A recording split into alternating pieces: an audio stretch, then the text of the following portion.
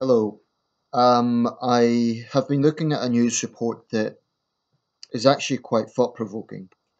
Um, on first glance, it's somewhat clickbait. It's a sort of report that people would immediately respond to without necessarily reading or thinking through. That seems to be a big issue nowadays.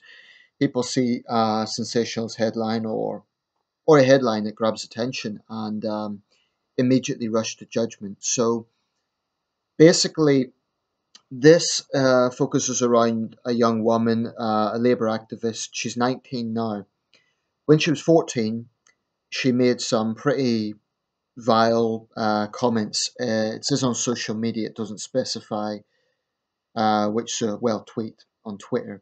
It always seems to be Twitter, incidentally. It never seems to be Facebook or other social media. Um, anyway, she made some pretty abhorrent comments when she was 14 years old. She's 19 now. Um, So the comments were made between 2012 and 2014. Um, she is a student at the University of Nottingham, I believe. Yeah, the University of Nottingham, and she's had to resign from her position. She got attention by introducing Jeremy Corbyn at his campaign launch for this general election. Um, okay, firstly, the comments certainly are vile. There's no way to kind of downplay them. They're pretty bad comments. They're anti-Semitic, racist, and homophobic. And I'm not talking just borderline. They really are quite. This is a quote. In a tweet sent in 2013, Barker said she was supporting the N-word race by cooking chicken and rice while she called someone uh, F, and that's derogatory. Obviously, this is starred out. A derogatory term for Jews and a Jew cap in other messages. She wrote in another tweet, I hate BBC One. Fucking C star black. So you get the idea.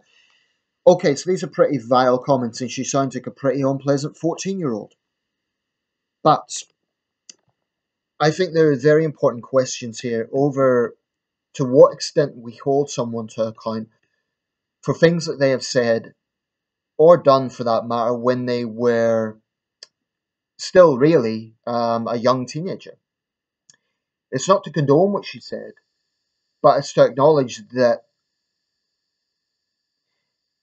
there are probably a lot of people who said things that they regret. The problem with social media is it's almost like before social media came along, people would think things and they would maybe write things down in a diary or they would say things even, and they wouldn't be held to account for it because it wasn't recorded, at least not in the same way. Today, social media can be absolutely inflammatory. People say things, then it's dug up years later. That's an aspect I really, really have a problem with. Firstly, if she had these views now, if she maintained those views, and if there was an indication that she still held those views, I could definitely understand the controversy, and I would definitely expect her to resign. In fact, it's probably appropriate that she has to resign now. But the question is this: if someone says something reckless when they're 14, and I'm not downplaying what she said, they were vile comments, should they be punished for the rest of their life? So should it be a case that this young woman, everywhere she goes, she's going to be smeared as a horrible person, as a racist, as a homophobe, etc., because of comments that she made at that age? At 14, a lot of young people are still developing their ideas. Now, there's no way to condone what she said, and I'm aware that a 14-year-old isn't quite a child, but 14 is still pretty young. And I am not a fan of this thing about digging up old messages someone made. I mean, these investigative reporters, maybe we should dig up their old tweets. Maybe we should dig up their old Facebook messages. I really feel uneasy about it because it feels to me like a society whereby we expect everyone to be perfect. And if someone has said something that, at some point in their life, whether it be in a moment of pure ignorance, whether it be in a moment of spite, whether it be in a moment of anger, that they shouldn't have said, that is wrong, should they be punished for the rest of their life? I don't think so. Now, the fact she's now been plastered all over a national news outlets, and I'm not saying it's not legitimate, but she's only 19 now. Does that mean for the rest of her life she's going to be smeared in a certain way? This is a problem I really have with this sort of journalism. It's about digging up.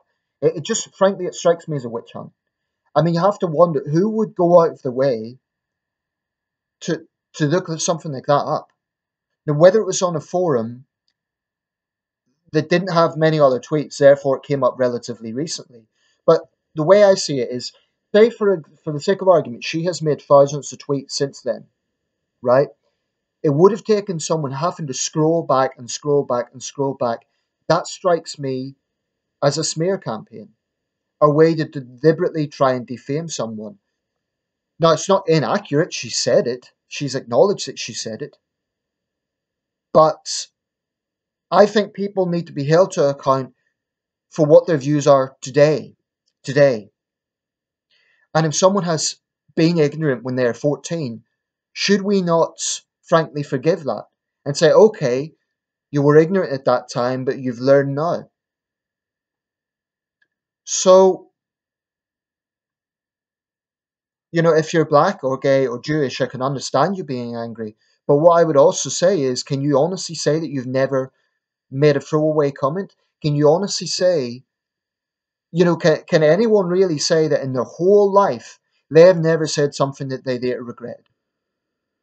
Now, granted, not everyone will have said things quite as blatantly racist as this, but the point stands, may those who have not sinned cast the first stone. I think in these sort of cases that very much applies. If she was going on to some sort of equality commission or something like that, I could definitely see it being problematic. But I really believe that people's views need to be taken into account as they are at the time, not 4 or 5 years ago. Especially since she's not even an elected official. She's just a student. And from what I can see, she's a member of the Students' Labour Movement, Labour Party, but she's not even like the NUS president or something. If she was the NUS president, that would be slightly different. I think it would be a case of having to prove what her views are now. But I don't know. I feel very uneasy about taking people's old messages up, things that they shouldn't have said. And those people might say, who disagree with me, might say, well, if this wasn't dug up, we'd never know about it. My response would be, well, if she really has changed, what does it matter whether you know about it or not? If she really has changed, that's surely the most important thing. Now, if she was only saying sorry because she was found out, that would be a different matter. But I see no reason to believe that. I feel if she really was a racist, homophobic, anti-Semite, surely that would have emerged, far more recently. Surely other students in the University of Nottingham would have realised that now.